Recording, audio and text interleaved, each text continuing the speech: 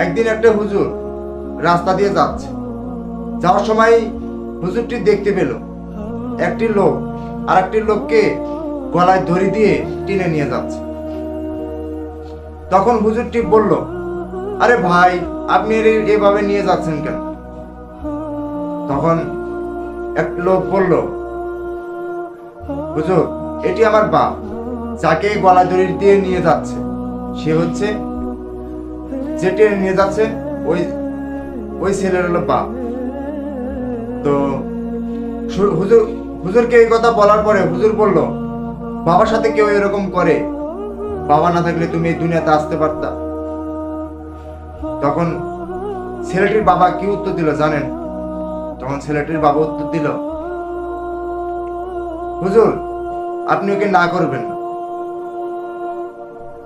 ও যা করছে ঠিকই করছে। হুজুর অবাক, কেন? কেন ঠিক করছে? তুমি এত কষ্ট করে একটা ছেলেকে মানুষ করছো, আজকে সে তোমাকে এভাবে অপমান করছে, তুমি বলছো ঠিক করছে, কেন? এর ব্যাখ্যা চাই। তখন তার বাবাটি বলল,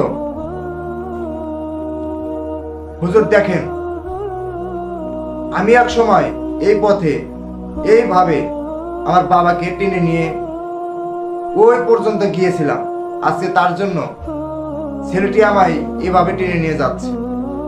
তখন হুজুরটি বলল, আসলে যেমন কর্ম তেমন ফল।